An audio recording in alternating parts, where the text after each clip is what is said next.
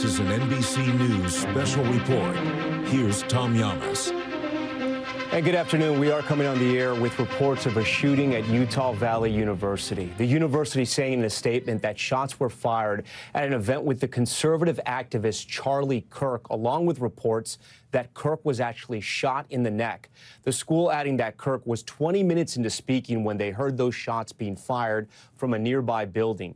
Utah Senator Mike Lee posting on X that he is tracking the situation and is praying for Charlie Kirk and the students there. The vice president, J.D. Vance, also saying that he is praying for Charlie Kirk as well. Charlie Kirk has risen to prominence in the MAGA movement. He was an assistant to Don Jr. at one point, also a founding member of Turning Points USA, which is a conservative movement that is aligned with President Donald Trump. They have fundraised for the president as well as hosted several events all around the country. Charlie Kirk, and part of his work, is speaking on college campuses and at times debating people with different viewpoints. I want to go to NBC's Liz Kreutz now, who's been monitoring the situation. Liz, we know there's a lot of videos on social media. We're working to verify some of those videos, but it looked like absolute pandemonium when the shots rang out on the school's campus.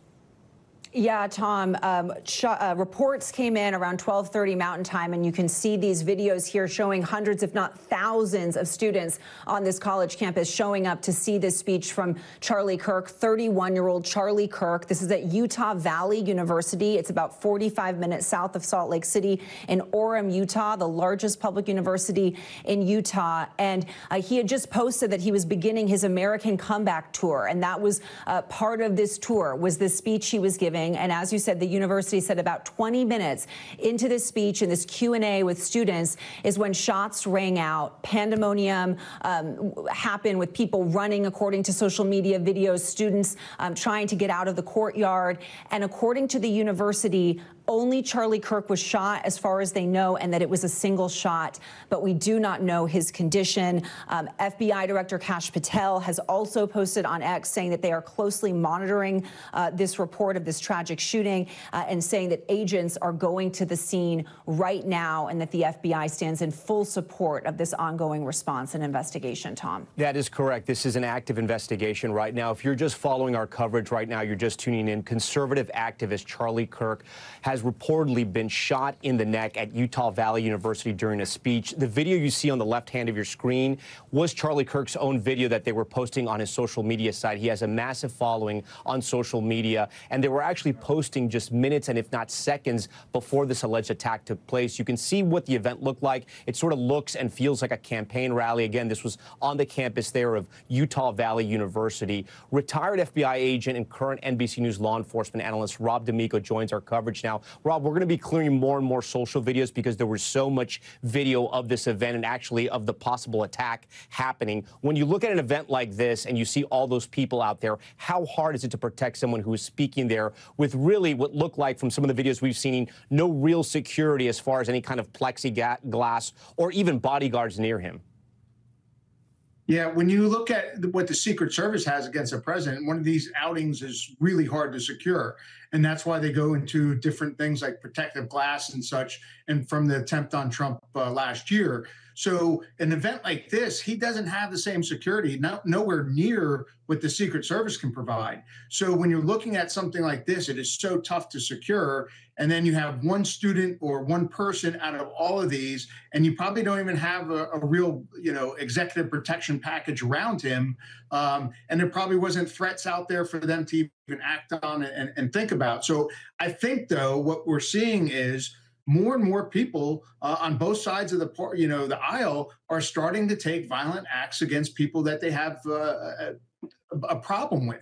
We saw it, up in Minnesota. We've seen it now here. We're just seeing that people are getting to the point where they're just taking violent acts against people that they don't like.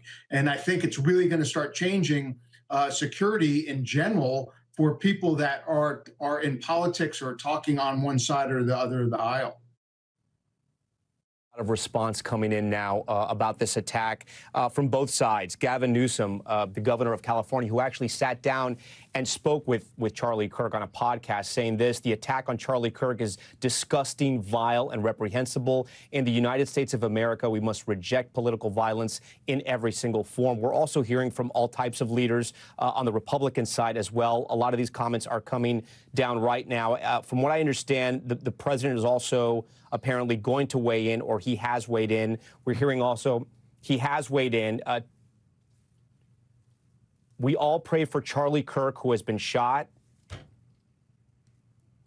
Here it is on the screen right here. We must all pray for Charlie Kirk, who has been shot. A great guy from top to bottom. God bless him. So again, this is sort of the sentiment coming from both the Republicans and some Democrats about the attack on Charlie Kirk, which appears to be political in nature, but we are still getting a lot of reporting that's just coming in. This happened about 20 minutes ago, maybe less than that. Again, Charlie Kirk, a conservative activist, was speaking on the campus of Utah Valley University. You can see the video here. Hundreds of people were out there. This is something he has done for several years now, a staunch ally of President Trump, someone who worked with Don Jr. as a personal assistant and who has sort of come up in the MAGA movement and launched Turning Point USA, which is one of the strongest sort of MAGA-backed conservative groups right now in the country. You can see where this happened, just a little south of Salt Lake City. Apparently, he was speaking on the campus when shots rang out. There are reports there, and we're trying to nail all this down. He was apparently, this is being reported out there, shot in the neck, but we're still trying to confirm all of that. People, including Senator Mike Lee of Utah, have said that there was an incident there. The school as well said that there was apparently shots that had rung out while Charlie was speaking. But again, this has all happened in the last few minutes. So, we want to make sure we're right when we report all that news out to you. Hallie Jackson is joining our coverage now. Hallie, I remember Charlie Kirk speaking at the Republican National Convention just this summer, talking about his young children. He's a married father with 2 young kids, and just talking about how much time he was spending both campaigning for the president, but also trying to be a dad as well. And he is somebody who is not afraid to sort of mix it up with people, especially on college campuses. He enjoys doing that, debating people and defending President Trump's policies. It's unclear what happened here, what the motive was here, but some political violence in some type of capacity is what it looks like. College campuses, in so many ways, are his bread and butter, Tom, as you well know. He is incredibly close to and linked with the young conservative MAGA activist movement. He is a name that anybody in politics would know, which is why the news of this report coming out is so stunning. I want to share with you a bit, Tom, and I'm just joining our coverage here. We've been working here in Washington, around the country, to report out what we know here. I can tell you that former Utah Congressman Jason Chaffetz was at this event. I believe you played a little bit of sound from him earlier. I just want to go through some of what he has said publicly now. Jason Chaffetz out about this incident, said that he was there. He heard one shot. It came after Kirk was apparently asked, or there was a question at this event, specifically about transgender shooters, according to former Congressman Chaffetz. At that point, he said he did not see blood. He did not see Charlie Kirk getting hit, but he did see Kirk immediately fall backwards when he heard that noise. You've been playing this video here of that crowd dispersing rapidly. Kirk, very well known again in Republican politics, which is why it is not at all surprising, Tom, to see that the president has made a statement about Kirk. Donald Trump knows who Charlie Kirk is. President Trump knows Charlie Kirk. You talk about the Republican convention. That is one of many times that Kirk has delivered speeches, has campaigned on behalf of Republicans, on behalf of conservatives. We also know that the FBI, Director Kash Patel, has posted about this, has talked about this as well, saying that agents are headed to the scene, that they are aware of what happened. These reports here that they are investigating, obviously, and that the FBI stands in full support of that ongoing response.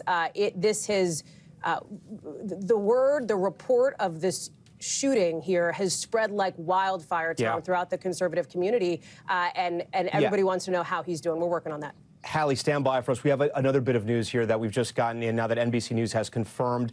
This is our reporter, Michael Kostner, who's reporting this. A suspect is in custody, and police are investigating the shooting at Utah Valley University. Students are alert this afternoon, obviously told to be aware and probably shelter in place.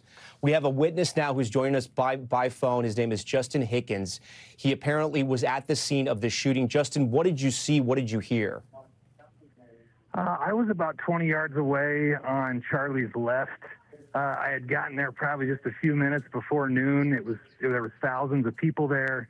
Unfortunately, there was no metal detectors. There was no, I mean, there was security by Charlie, but, you know, anybody could have shown up with whatever, unfortunately. And I happened to kind of maneuver my way down close on the side. And the first interaction probably took about 10 minutes. It was a religious-related exchange. And then there was someone who stepped up, ironically, coincidentally, who asked a question about mass shootings. And about 60 to 90 seconds in, we heard a big loud shot. I saw a bunch of blood come out of Charlie. I saw his body kind of kick back and go limp, and everybody dropped to the ground. And luckily, there were no other bullets sprayed into the crowd because nobody was really able to go anywhere. It was just like a big, open pavilion, amphitheater, outdoor venue. And, lots of screaming, lots of yelling, lots of bodies on top of each other. And after a couple minutes, people got up and started kind of running, getting out of there. There were some gates, some barriers that had been pushed aside and knocked over, and people were able to move. And I started to move quickly, and then kind of realized that I said, I think we're okay. And I kind of stopped walking away, and I kind of turned around, and all of a sudden I saw officers walking with this very elderly gentleman with white hair, and they had him arrested, had him on his knees. He was screaming about, his rights and all that stuff, and they cuffed him and put him away, and about 20, 30 other people just said, yeah, that's the guy. That was the shooter. And people had said that they had seen him there early. He got to the event really early, was kind of walking around, talking to a lot of people, just this elderly gentleman. But that's all I got for you. Justin, no, that's a lot, and I'm going to keep you on the air with us because this is important. What you saw, people who haven't seen these events, these turning point events, or these events with Charlie Kirk, people can go up. There's a microphone usually set up, and people can try to debate him or bring up a question or a point. Set up before the shooting, what exactly was happening? Because you touched upon that. Well, there was. I couldn't exactly tell how many, but I'm sure there was maybe 15 to 20 people in line to talk to Charlie, enough to where he probably felt like it was going to take a good while to get through everybody. And he had only gotten through one exchange with an individual. And honestly, it was kind of getting drawn out a little bit too much. The crowd was getting a little restless. Like, hey, we're talking too much on this religious topic. Let's go to something else. And so finally they wrapped up, and then somebody else got up there, and like I said, for about 60 to 90 seconds, there was an exchange about mass shootings, transgenders involved in mass shootings, and ironically, that's when the shot went off. And then when you heard the shot, did it sound like it was close, near to where he was speaking, or did it sound like it was coming from afar, maybe in the back of the crowd, or could you tell? No, it sounded like it was the back of the crowd. Which was pretty wild. I don't know though. It's like it must have been closer, but then again, it's like if it was that close, how did nobody else, see this man pulling a gun out of his, side or pocket or whatever? So once he was shot, once Charlie was shot, was there any first aid? Could you see? Do you know if paramedics were able to get to him? Was there any type of sort of first responders on the campus? Well, there were about 15 to 20 people, right behind him, whether that was security, whether that was medical, whether that was whoever. But as soon as he was shot, he, just kind of went limp, fell over, and then everybody just dropped and went down. And I had bodies on top of me, and I was just praying. I was just like, I hope there's not, a bunch of stuff spraying into the crowd here, because everybody's a sitting duck right now. We sort of all witnessed what happened to President Trump when he was on the campaign trail in Pennsylvania, and what happened there. When this was happening, I mean, did it kind of register in your head, someone's trying to kill Charlie Kirk? Oh, yeah, immediately. I mean, for a split second, you kind of like, wait a minute, is this really happening? And, you saw the amount of blood that came out upon the initial shot, and you knew that was, it did not look good. After he's shot and he sort of collapses back and people are everyone hits the ground and people are piling on top of you, we've seen some videos of sort of the mass hysteria to run out of there. When does that happen? I think that probably started maybe about 10 to 15 seconds after. People give it a few seconds, realize there's no more shots being fired. Now's our time to take a chance and get out of here. And so I was a little, I stayed down a little bit longer, and then finally realized after probably a good minute and a half had gone by that there were no more shots. I was like, okay, I'm probably good to get up and make a move. These things happen so fast, and you said in your head you weren't sure if it was real or not. I'm assuming you live in the state of Utah as well. You've Correct. likely heard gunshots before, rifle shots, buckshots, whatever it may be. Oh, yeah. It was unmistakable that what was happening as it occurred, right? But it happened so fast. Correct. I'm sure it could also be confusing. Yeah, well, and people were just packed in. People were shoulder to shoulder in there. I mean, it was, when I first got there, I couldn't even see the stage. And I said, hey, let me try to, it was just me by myself. So I thought, let me try to, maneuver my way down closer to the side. And so that's what I ended up doing. I was just completely, to his left on the side wall, but got about 20 yards away. I mean, there was one person in front of me on the rail. Yeah, and did the crowd seem welcoming? I mean, we see some red hats there. We know Charlie Kirk was a supporter of the president, one of his most vocal supporters. Was it sort of friendly to Charlie Kirk, or was it hostile? I would say about 97-98% friendly. There was a small faction up on a balcony with a trans flag and lots of different rainbow-colored hairdos and interesting-looking characters, let's say, that were kind of barking back and yelling and shouting. But for the most part, I would say 97-98%, welcoming and friendly. When we look at this shot right here that we're freezing because we don't want to show the moment that he was shot, but this is maybe a millisecond before that bullet apparently enters his neck. It doesn't look like he has anyone around him. I know you said there were people there that were sort of some kind of security, but at least around him there was no sort of plexiglass, no kind of barrier. I mean, at least we can't see it. What do you remember seeing? Nothing. I mean, yeah, maybe the closest individual was still, 20 feet away from him. I mean, he was just at his table and his chair, and so I'm actually surrounded by a bunch of SWAT. There's a bunch of SWAT people going through campus right now. I'm inside with a group of people that was pulled inside to give testimony and stuff like that. So it's Justin, I do have another question because we don't know this area as well.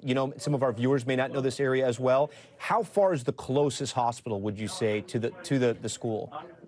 Very close, actually. Couple miles. The Utah Valley Medical, it's one of the best hospitals outside of stuff in downtown Salt Lake, and that's just a couple miles away. So it's very close. You can drive there from here. If it's just me stopping at lights, I can get there in 5 minutes. And then it has an emergency room? Gotten there. Oh yeah, absolutely. Some of the best in the States. Stand by for us for a second. I'm going to read a new statement we have from the university, which says, today at about 12:10 p.m., a shot was fired at the visiting speaker, Charlie Kirk. He was hit and taken from the location by his security. Campus police is investigating. A suspect is in custody. So this kind of lines up with everything that you've been telling us, Justin, over the last 5 minutes or so.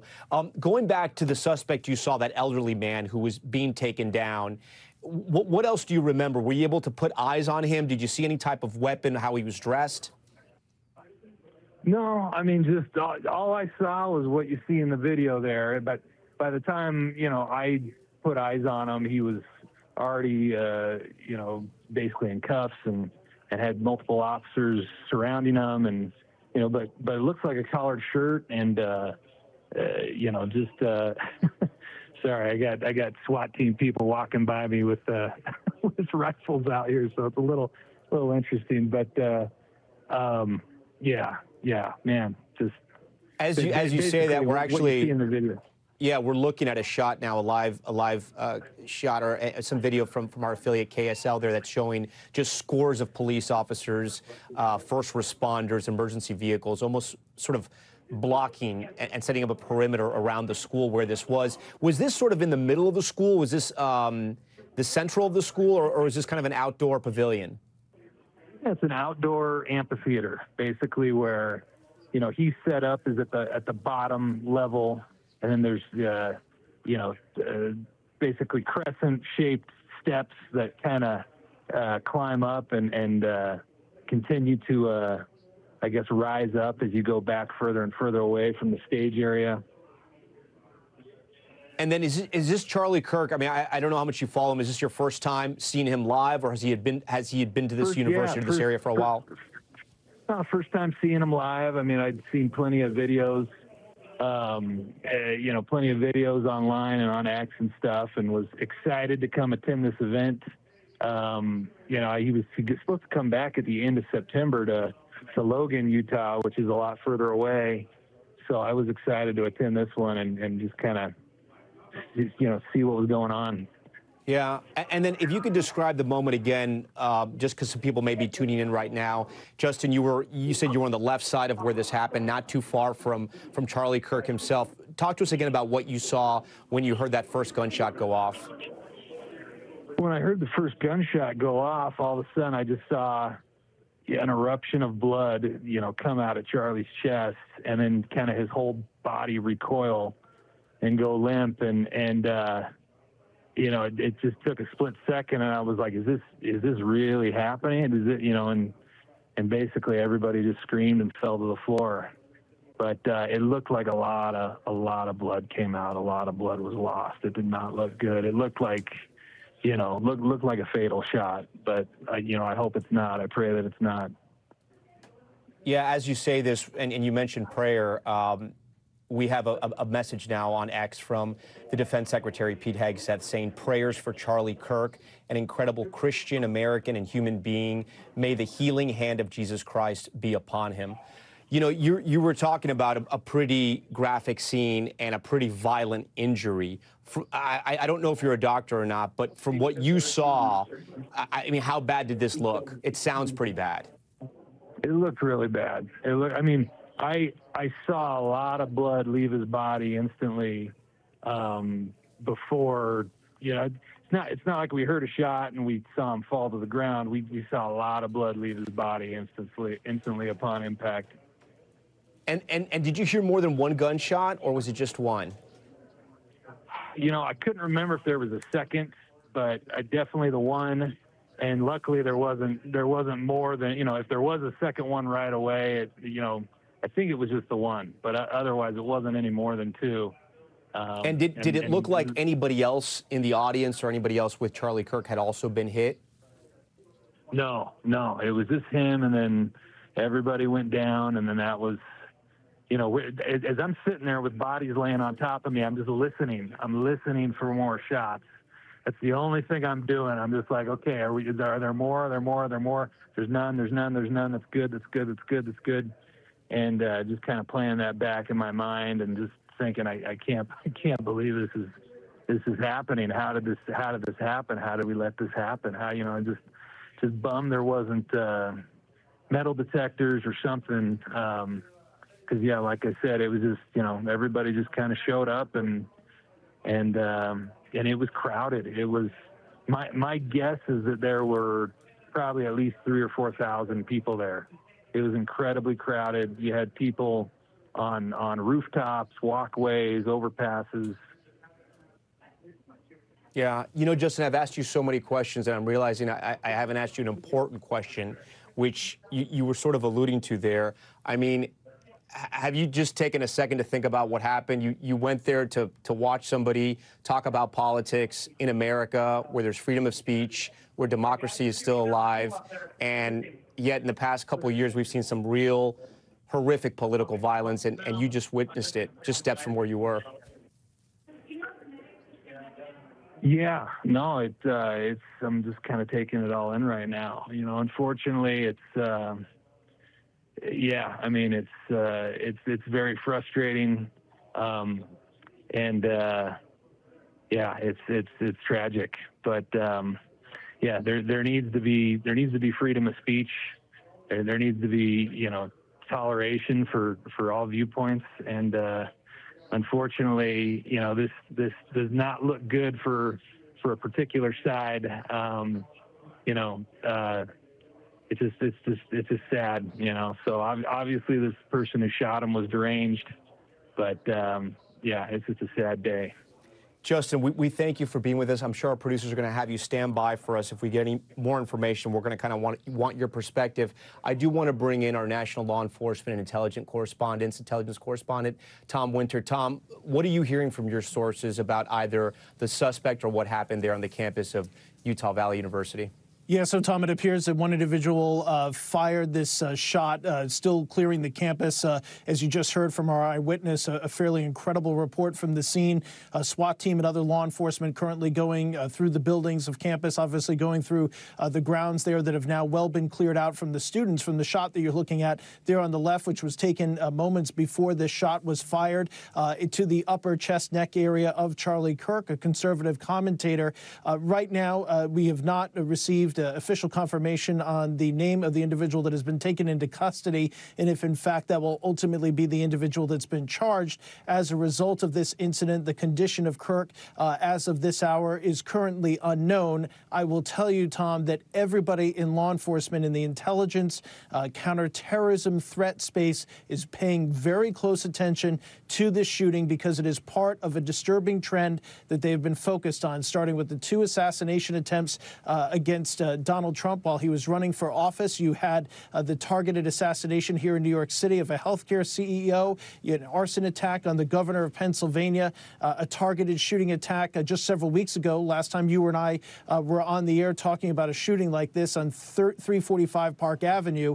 And right now, law enforcement, among other incidents, by the way, right now, top law enforcement officials in this country, state, local, federal, all paying attention to what is a disturbing trend, and it's this, that people are using violence to solve their differences or problems in these targeted shooting attacks. It is something that, from a terrorism standpoint, we've seen terrorists do this in this country before and obviously abroad, but now individuals are acting out instead of trying to solve differences in a democracy, are apparently trying to take it upon themselves to fire weapons at individuals or attempt to fire weapons at individuals. Also using fire, as we saw with the Shapiro attack in Pennsylvania, and as we saw the attack on a group of elderly Jewish individuals in Colorado who were just supporting the hostages that were taken by Hamas, a fire attack there. So this is top of mind. It's been a discussion I've been having with law enforcement officials all this week, and it is something that presents a very steep security challenge in this country, where you're on a campus, whether you completely agree with Charlie Kirk or not, is a place traditionally where speech has been a spot where it's happened. And now law enforcement has to consider what type of event is going to draw this type of action and how can we possibly defend it. Tom, it's an enormous challenge. Well, yeah, and you talk a lot about the threats, and we've been seeing some of the reporting come in specifically around New York City because of what's happening both with Israel and Hamas, but also as we get closer to 9/11.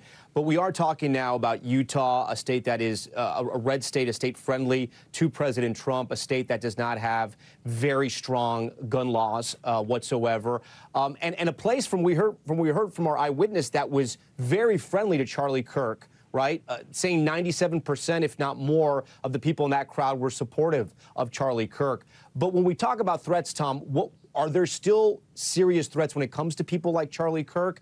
And I guess where I'm going here is that should there have been maybe more security, but it's also at the same time he was speaking maybe to a friendly crowd, so that wasn't necessary. Yeah, I think everybody needs to take a look at when a crowd is friendly or not. It only takes one person in a crowd to create an environment like this. As a society, we have to really have a serious discussion now on how we're going to deal with this going forward. I mean, are we going to have events where people try to speak at universities and they're surrounded by bulletproof glass? Could a university afford? Look at the size of that crowd, Tom.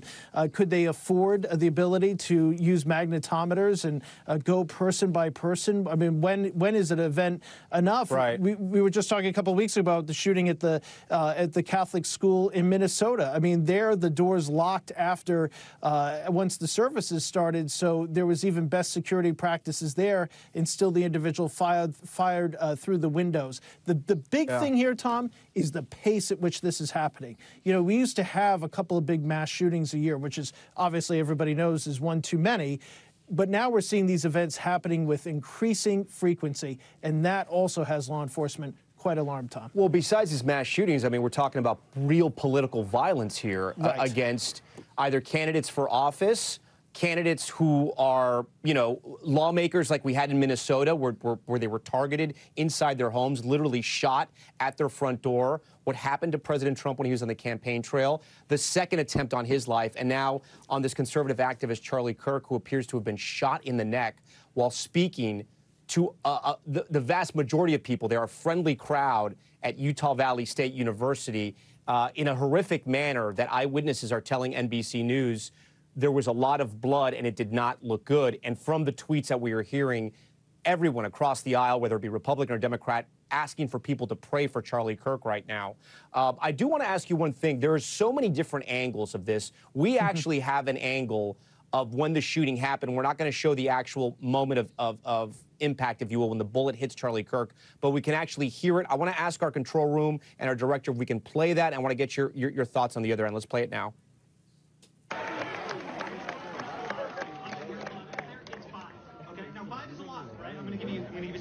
Do you know how many mass shooters there have been in America over the last 10 years? Counting or not counting gang violence? Great. So we stopped it there. You can hear the crowd. The audio kept playing. You can hear the crowd there. I mean, it is grossly ironic they were talking about mass shootings at the time when this actually happened, Tom.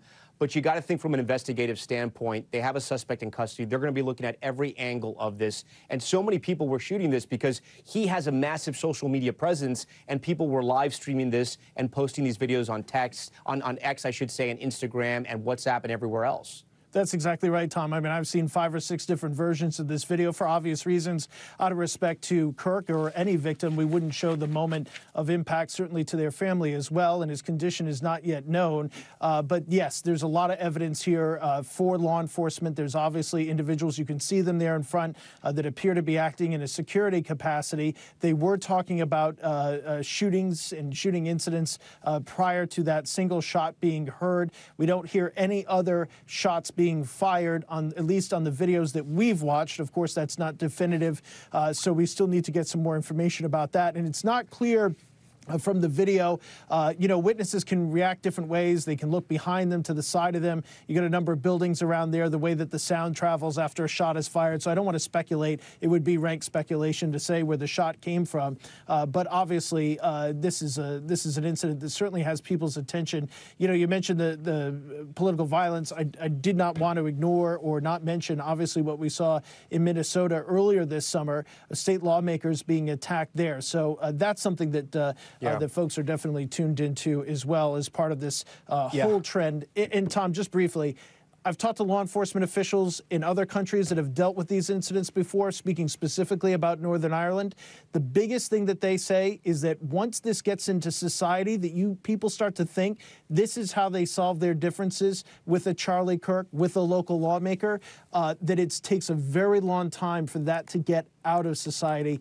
That's really a big concern, too. I mean, just speak to anybody who lived through the 1960s and everything this country experienced and all the loss that this country experienced with the political assassinations that happened during that decade. I do want to bring in something else, Tom, while I have you, because we are getting a statement. Actually, no, I'm going to hit this. We're getting a statement now from Turning Point USA. This is Charlie Kirk's organization. Here's what they say. This is a big update. They say this is an ongoing situation that they can confirm. Charlie Kirk has been shot. He is in the hospital, and we are praying for him at this time. That's from a public relations manager for Turning Point USA, confirming that both Charlie Kirk, which we know had been shot, he is now in the hospital, and they're trying to save his life. Tom, the point I was going to bring up with you is that from the eyewitness, Justin, we were speaking to, who witnessed this, he had heard and maybe he had even seen that the suspect that was in custody had gotten there real early, had been walking around, he had been noticed by other people. He was now in custody, and I bring that up because it rings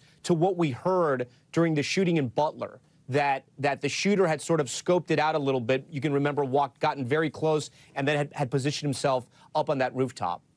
That's right, Tom, and that's consistent with the second attempted assassination of Donald Trump, when a Secret Service agent spotted that individual who's going to be going to trial soon, hiding out in the bushes along the golf course there, and the Secret Service agent fires and then calls it in. Just didn't waste any time. Yes, it is generally what we see these days are individuals conducting a lot of planning.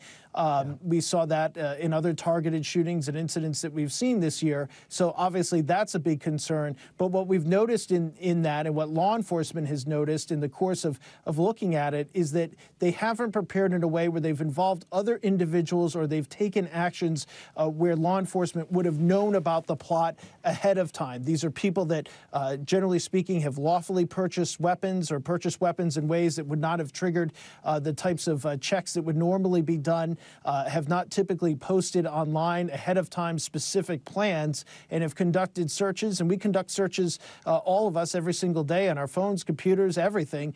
It's not the type of thing that, because of the First Amendment, the Fourth Amendment, in the rules of this country, where law enforcement can look at our searches as U.S. citizens in this country real time. And I think a lot of people feel strongly that that's privacy that American citizens should have. Nobody's advocating for a change in that at this stage, but certainly the idea that this person had arrived early to the event is consistent with other targeted political violence or targeted violence that we've seen this year, if in fact those accounts are accurate. So it would not surprise me in the least. Yeah.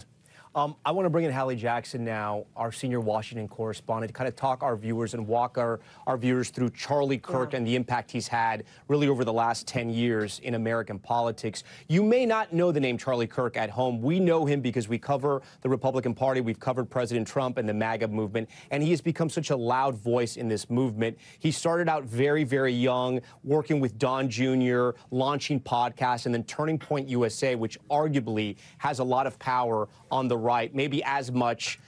Maybe I'm going a little far here, but it has a lot of power. Well, I was going to say almost as much as the GOP, Hallie, itself. And what speaks to that is that Charlie Kirk spoke at the RNC this summer. He spoke trying to get President Trump elected. He also spoke at the 2020 RNC. He was the youngest speaker at the 2016 RNC, Tom, as well, the Republican National Convention. He was named to Forbes' 30 Under 30. He is somebody where even if you don't know his name, your kids in college might, or in high school, because he has led for years now what is really the biggest, if not one of the biggest and most quickly growing conservative activist organizations in the country. You see him on a college campus in the video that we've been showing. He has visited again and again, having these conversations, rallying for people. And I think that is why, Tom, you are now seeing this widespread condemnation of political violence all across the political spectrum, obviously among conservatives, from the level of the President of the United States to the Vice President of the United States, saying that they are praying for Charlie Kirk and his young family, that they are hoping for the best. As we now know, he is in the hospital. It is not clear what his condition is. You are seeing cabinet members, for example, Sean Duffy, saying they are horrified by the news that is emerging now out of Utah. You're also seeing Democrats, again, on the other end of the political spectrum, saying very similar things, condemning political violence. And I will tell you, just to give you a sense of how it's reverberating here in Washington, during a meeting of one of the House committees, Congresswoman Marjorie Taylor Greene called for a moment of silence at the House Oversight Committee when the news emerged that Charlie Kirk had been shot. And so members of Congress sat and took a moment of silence to pray for Charlie Kirk, and they are hoping he is okay. Another piece of this that is emerging, as we're getting reporting in from our teams all across Washington, including on Capitol Hill, you have senators, members of Congress, House members who are friends. They are close with Charlie Kirk. And it feels like, from what we've been seeing, they are so concerned that they haven't heard how he's doing. They are desperate for an update on his condition. Somebody who has two kids under the age of 4, a 3-year-old, a 1-year-old. He's turning 32 next month. He's been married to his wife for about 4 years, Tom. Yeah, a young man. Hallie, stand by for us. We have another witness joining our coverage right now on the phone. Tyler Mageddon was on the opposite side from the gunman, about 100 yards from where Charlie Kirk was speaking, if I'm correct. Tyler, tell me what you saw and heard.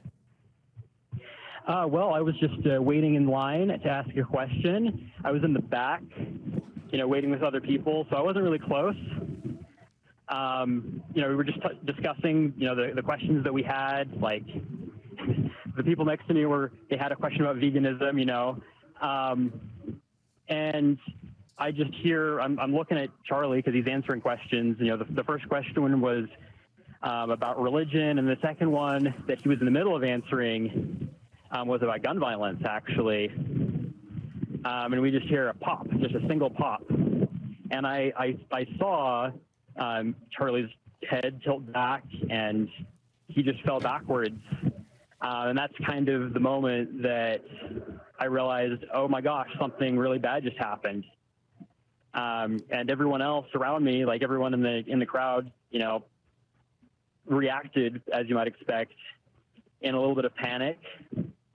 Of course, for me personally, after I had not heard like any second shots, I wasn't immediately worried. I didn't feel like, you know, it seems clear that whoever was doing this was not really going to target other people. So I stayed relatively calm after that. Tyler, did you see where the shot had come from? Did you see the gunman at all? No, I did not see the gunman at all. I literally just heard the shot and then chaos. I mean, you sound pretty calm now, and you said you thought it was just one shot, but I got to think this was incredibly jarring to see somebody you came to see speak be shot in real time. Yeah, I mean, I'm absolutely sure that it was one shot. No, I know that, but I'm saying were you had to be. I'm just surprised that this wasn't jarring to you, or was it? Oh, it was. Like in the moment, it absolutely was. I kind of did get a little bit of adrenaline, you know, seeing what had happened, seeing people. But you know, I started seeing people like run through bushes and along the side of the building, and like people trying to crowd toward the small place to the door. And it just occurred to me that, like, you know, there's a good chance of people trampling each other, and that was really my bigger concern after that. So I was trying to tell people, like, stay calm, you know, walk slowly, because that wasn't really the general vibe that I was getting from people. But after, like, I think that gradually that did start to set in with people that, you know, we're probably fine. And then we went into the lobby of the building, the main building at UVU. Tyler, did you see anybody take Charlie Kirk out of there? Did you see what he looked like after he was shot? Could you see anything in the seconds afterwards when he sort of fell over, I think is the way you described it? No, I couldn't see anything. I talked with people afterwards. They were saying that some of the people near the front were saying that they'd seen blood. Another lady that I talked directly to, she said that he'd been hit on the left side of the chest, potentially. And this is second-hand account, so I'm not, like, I didn't see that. Yeah. And then after he's shot, I mean, does the crowd realize what's happening? Yeah, I think people realized pretty quick. There were people who were absolutely certain that, you know, that he wasn't going to make it, like literally within 60 seconds. Like, I heard people going, oh my goodness, like, it's over for him, like, pray for him, like. Because the gunshot wound was so severe? I'm assuming so, but also from a distance, it looked pretty, my initial assumption was that he'd been hit in the head, actually, because I saw his head go back. Yeah. It sounds like it was such a violent thing to witness. Were you on campus to just to ask him a question, to debate him? Were you there just out of curiosity? I wanted to ask him a question. I had a prepared question for him. And for our viewers who don't really understand the Charlie Kirk tour, I think it's called the American Comeback Tour, and it says prove me wrong" on the tent. The whole sort of premise of these events are that people can go and debate Charlie or ask him about something, correct? Yep, that's the premise. And it drew huge crowds at Utah Valley University. Tell me why. Well, you know, Utah is a conservative state, and this is Utah Valley, one of the most conservative, I guess, metropolitan areas in the country. So we have tons of conservatives. People were excited. You know, the whole place was crowded. We had people on the whole amphitheater was crowded. There was on the balconies and such, like just tons of people everywhere. You had the protesters up top in the background. Yeah, obviously somebody got a gun into that outdoor amphitheater there. Or I should just say the amphitheater, but someone got a gun and brought it in there. For this university, is that uncommon? Are you a student there, or is this something that No, I don't know the exact laws, or the rules on campus there? No, I'm not a student at UVU, so I don't know all their exact policies. You did mention security though, or at least imply security. It did surprise me for the event. They had tickets, and I had to print out a ticket, and it had like a barcode, a QR code. I was expecting when I got here that I would have to pass through some kind of security, but that just wasn't a thing. No one checked the barcode or the QR code. There was no checkpoint to get in. It was just literally anyone could walk in if they wanted. And then Tyler, your thoughts, having gone to a political event, to hear someone speak on a college campus, and for this violent event, the shooting of a conservative activist to happen just steps in front of you. I mean, what are your thoughts? I mean, my immediate thoughts are just that, this was definitely an act of terror to intimidate people who want to have political discourse. I mean, that's what Charlie was trying to do, was trying to have a discussion, trying to invite discussion, have people come up and ask him questions to challenge his ideas. And, I wanted to do that. And I mean, obviously what I saw was horrible, but kind of as a secondary point to that, I'm disappointed I didn't get to ask my question to Charlie. That was why I was there. Yeah. Tyler McGettigan, we thank you for talking to us. I do want to bring in retired FBI agent and current NBC News law enforcement analyst Rob D'Amico. Rob, this might be a tough question for you, but I'm sure you have some experience. The reports are that he was either shot in the neck or the chest. We're hearing that from eyewitnesses and also other reports from people that have been out there. How much time do first responders have for a gunshot wound like that, where it is near so many vital parts of the body, to try to save somebody?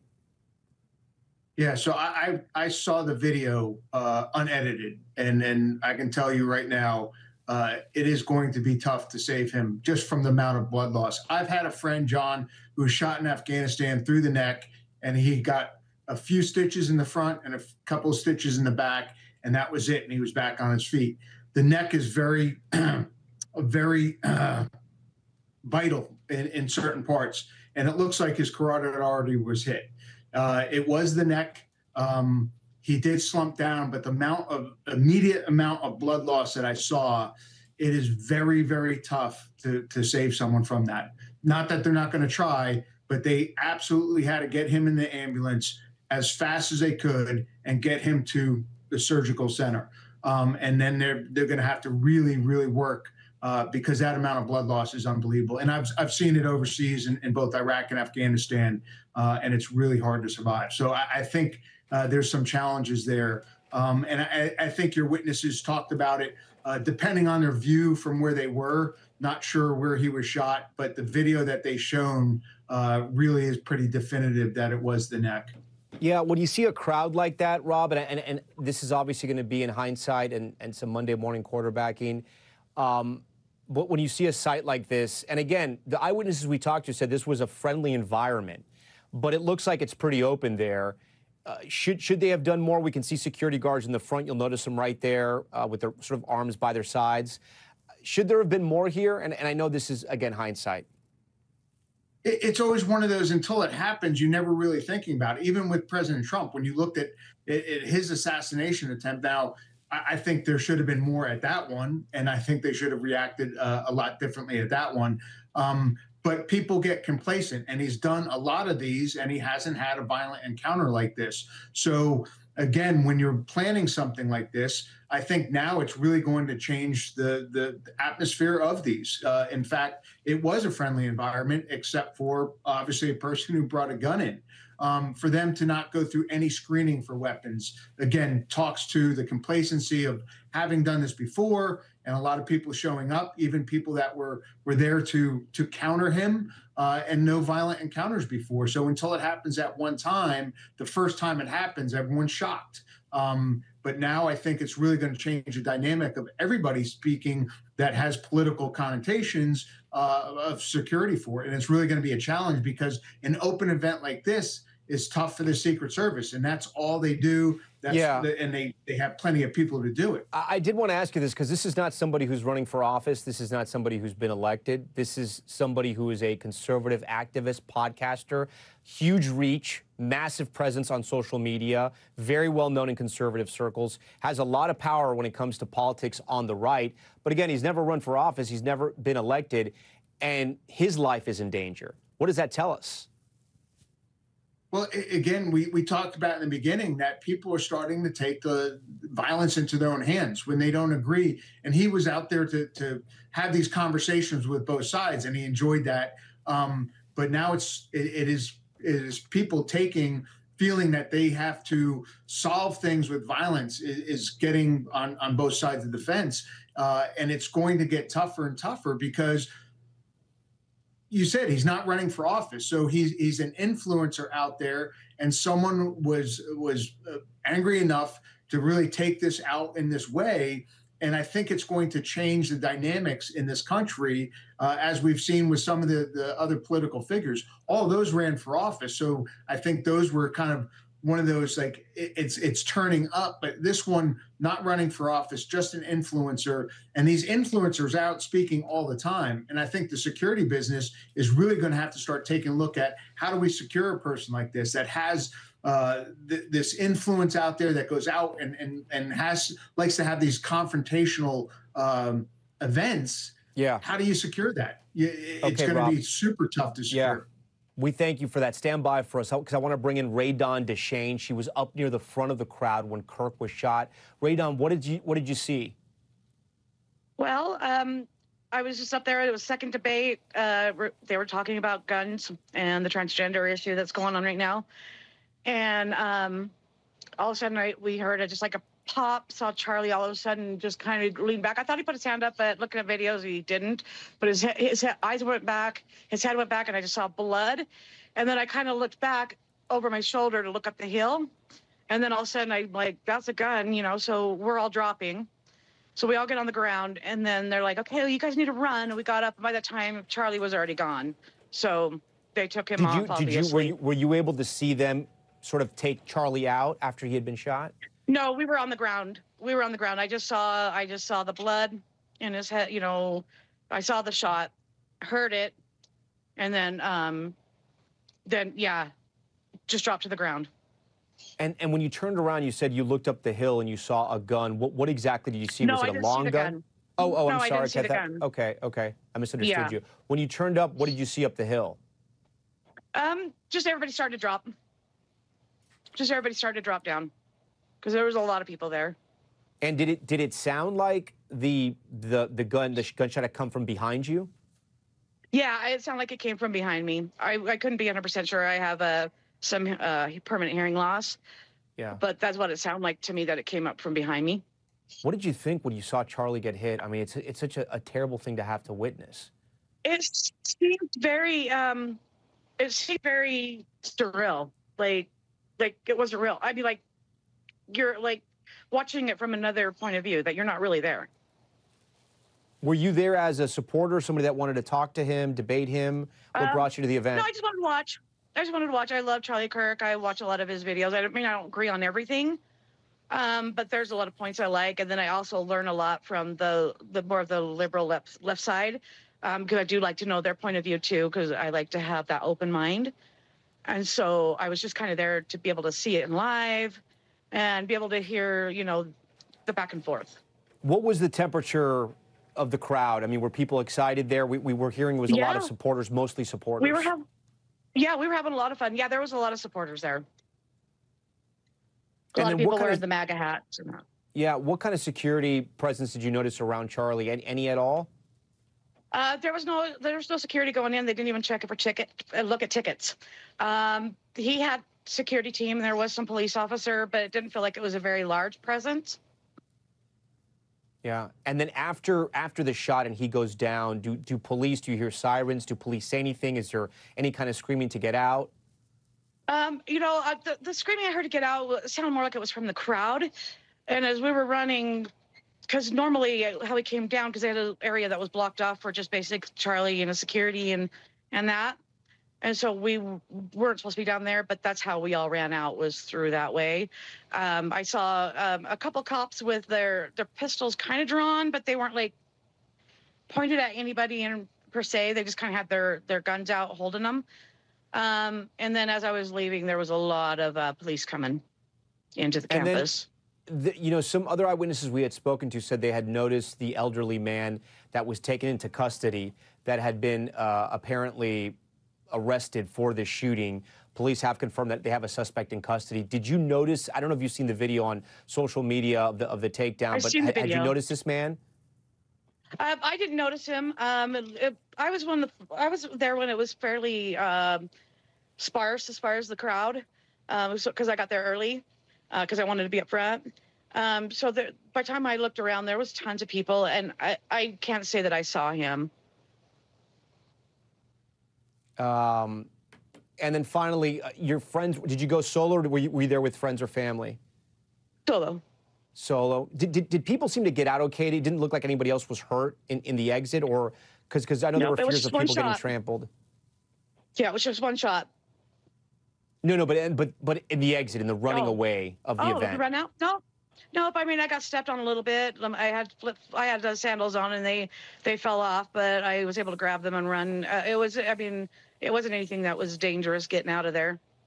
Yeah, and then again, we know this area, this part of Utah, from what we heard from other eyewitnesses, very friendly to Charlie Kirk and to the MAGA movement, to President Trump. How surprised were you that this happened right in front of your eyes? I kind of had I was hoping that there would have been better security, just because you never know, because there are wackadoodles out there, and who knows where they're coming from. They could be coming in. I mean, just because Utah is usually a safe state doesn't mean that somebody from that's going to just come in, or he may have been from Utah. Who knows? I was just really disappointed in the actual security part of it. Yeah, no, I hear you on that. In getting out, once you were able to get out of the amphitheater, were you able to get back to your car or get back to however you got there, the bus, whichever way you was? Because we're seeing like sort of a massive perimeter by law enforcement. Yeah, I got out real just fine. I mean, I parked a little ways away because the parking for non-students was just a little paid parking. And it was just a little bit of a trek, but it wasn't that bad of a deal. But it wasn't right there, so I felt, once I got past a few buildings, I felt fine. Okay, Ray Don DeShane, we thank you for joining us here in our special coverage as we cover what's happened there at Utah Valley University. An incredible scene there that's happened, a terrible and sad scene as well. As we approach the top of the hour, we're getting close to 4 p.m. on the East here, 2 p.m. in Utah, where the conservative activist Charlie Kirk has been hospitalized after he was shot while he was speaking at Utah Valley University. The school said Kirk was removed from the area by a security team, and videos online and verified by NBC News appear to show Kirk recoiling after he was shot, blood pouring from his neck and/or chest. The university also alerted students, saying a suspect is in custody. We want to play for you now the moment of that shooting. Watch it here. It's 5. Okay, now 5 is a lot, right? I'm gonna give you some credit. Do you know how many mass shooters there have been in America over the last 10 years? Counting or not counting gang violence? Great.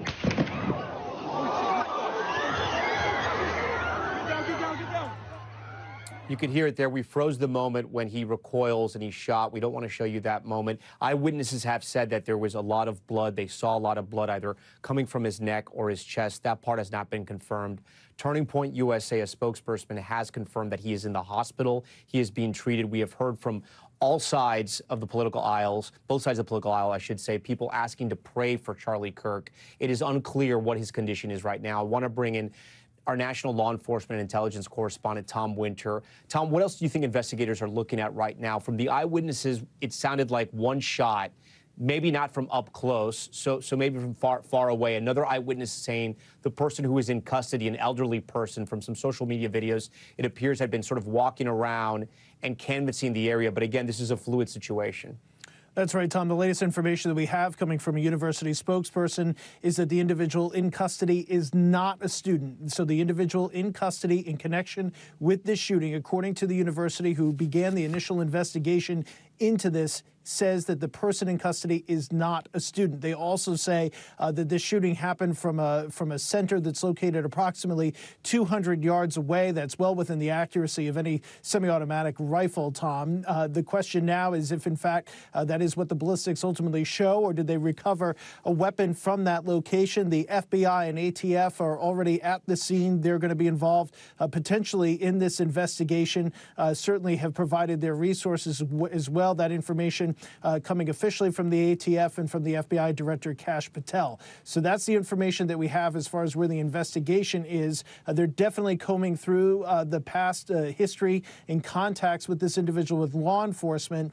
There has been some speculation online and some focusing on this individual, since there is video of the person in custody, matching that up with some images that are online of a person who is from that area, the general Utah area, and whether or not that person has been involved in protests or things in the past. Again, that's information that is still being looked at by investigators. We do not have a name that we can confirm or report at this time. And just because somebody's taken into custody, I've done this far too often. There's a number of people that sometimes can be taken, excuse me, into custody and then turn out that they actually have somebody else that's ultimately arrested and charged with the crime.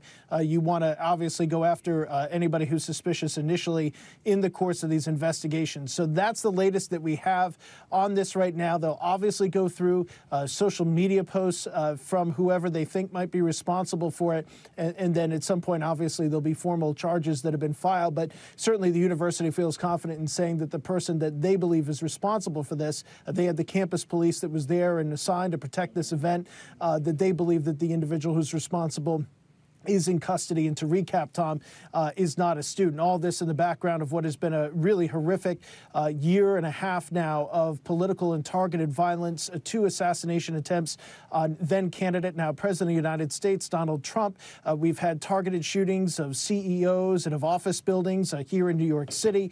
Obviously, the attempted or the actual arson attack on Pennsylvania Governor Josh Shapiro and his family. They were fortunately not harmed in that incident. We had the shooting of Minnesota lawmakers and the targeted attacks there just within the last couple of months. We've also seen attacks against a group of individuals who were supporting and protesting and out in support of the hostages taken by Hamas in Israel. They were attacked with a Molotov cocktail. So this has been a very difficult last 24 months, and something that law enforcement, federal, state, local, all very much paying attention to. Today, something that's been the focus of a lot of their work, trying to get a handle on how this is happening and why it's happening. But the big concern, Tom, is that this is happening now with greater frequency, and obviously going to make it very difficult to protect these type of events.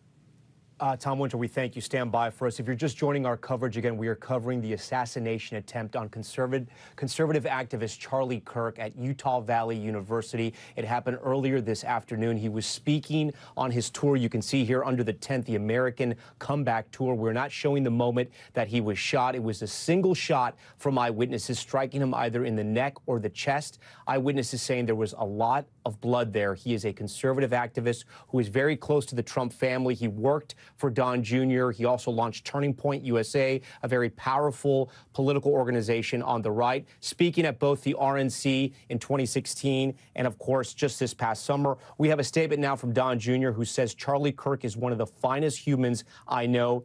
Everyone, please lift him and his family up in prayer. The president saying as well, we must all pray for Charlie Kirk, who has been shot. A great guy from top to bottom. God bless him. This is another statement here from the school saying UVU campus is closed.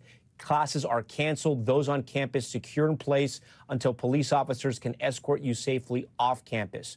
We ask for your patience throughout this process. We are providing updates as best as possible.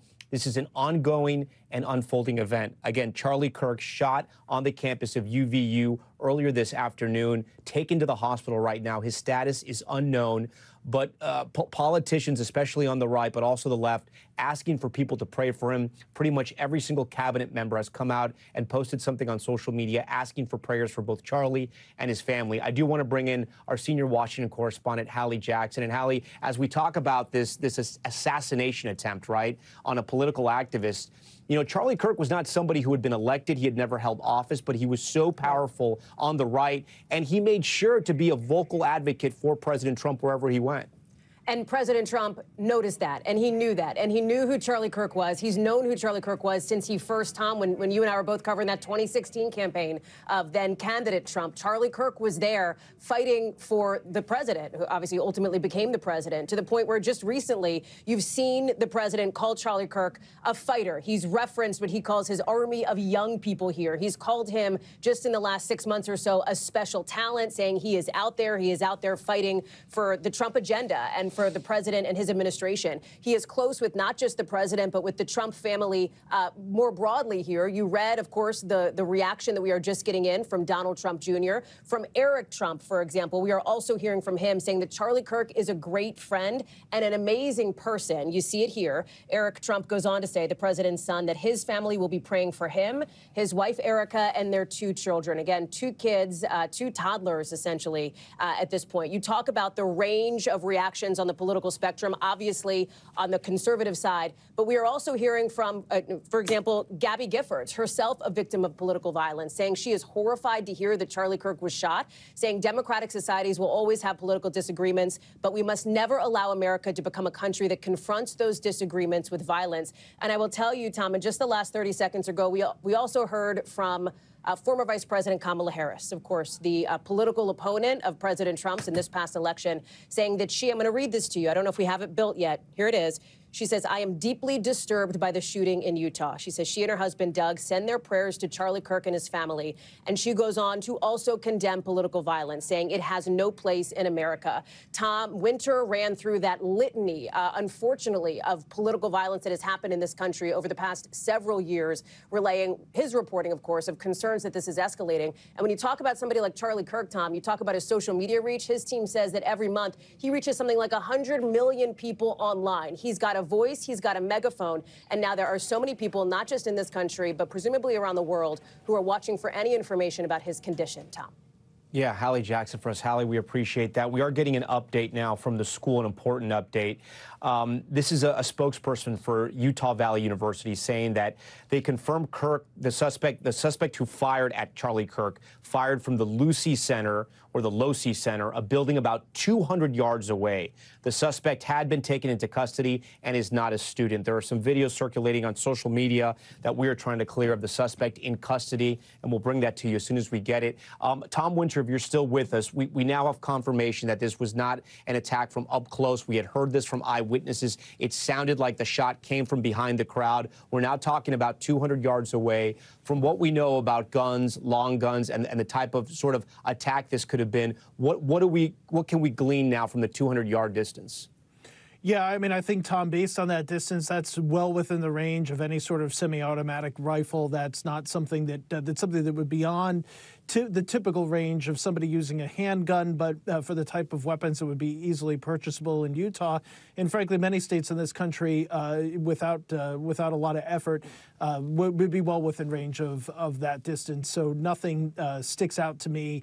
If it was 700-800 yards, something like that, I would say, okay, well, that would point to a level of proficiency that, frankly, we just never see. So, but at that yardage and distance, that's not something that would be surprising that a common weapon, and frankly, somebody with any sort of practice could be able to hit something from that far away. I do want to put an asterisk on all this. You know, the only information we're getting here, Tom, is coming from university officials, and I don't happen to work with this university and don't have any contacts there, cover mostly the eastern U.S., but we're not getting anything official from the FBI. We're not getting anything official from our state and local partners that we regularly interact with, neither myself nor my colleague Andrew Blankstein, who covers the West Coast.